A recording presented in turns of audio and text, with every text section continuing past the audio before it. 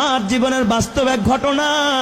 বগুড়ায় কয়েক মাস আগে আমার এক মাহফিল শেষে যখন ছাত্রদেরকে পাগড়ি প্রদান করতেছিলাম, হাফেজ ছেলেরা পাগড়ি নিতেছিল, নাম বলতেছে এক এক ছেলের মাথায় আমরা পাগড়ি পড়াচ্ছিলাম, আলেম ওলামারা সহ। হঠাৎ এক ছেলের নাম বলতেছে মুআজ রহমাতুল্লাহ আলাইহি, নাম বলছে, কিন্তু দেখি কোনো ছাত্র সামনে নাই। কিরে মুআজ কই? কয় হুজুর মুআজ তো মারা গেছে।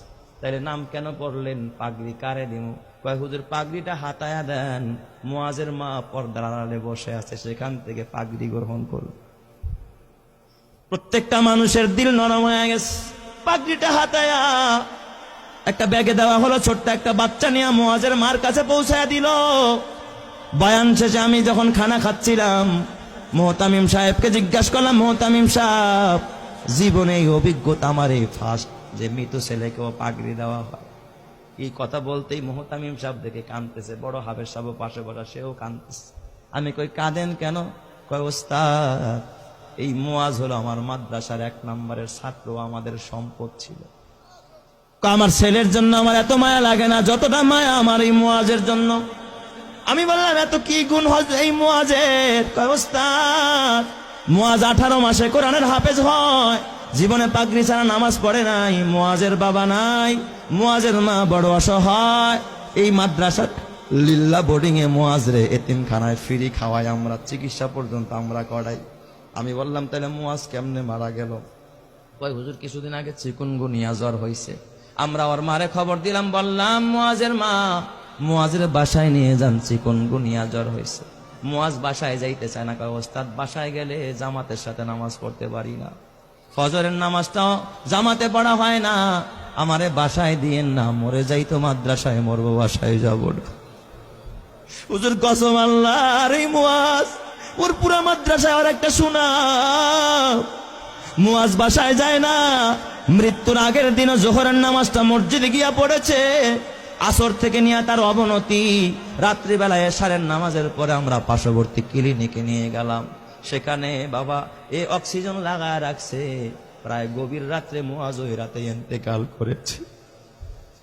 হুজুর মুআজ ইন্তেকাল করেছে, আমরা স্তব্ধ হয়ে গেছি। মুআজের দাফনটা আমাদের মাদ্রাসার গেটের পাশে মাদ্রাসার কবরস্থানে আমরা করেছি। হুজুর আমি বললাম তাহলে ঠিক আছে, মুআজ ইন্তেকাল করলো, তাহলে পাগড়ি কেন মুআজের মাকে দিতে হবে? কয় ওস্তাদ, আপনি তো জানেন না।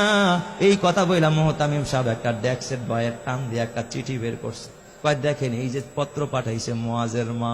আমি চিঠিটা খুইলা দেখি মুআজের মা লিখছে সংক্ষেপে, ওস্তাদ হাফেজ সাহেব, সব ছাত্রকে পাগড়ি দিবেন, কিন্তু আমার কলিজার টুকরা, আমার কলিজা সেরা ধন মুআজরে পাগড়ি থেকে বঞ্চিত কইরেন না, আমার মুআজরে পাগড়িটা দিবেন।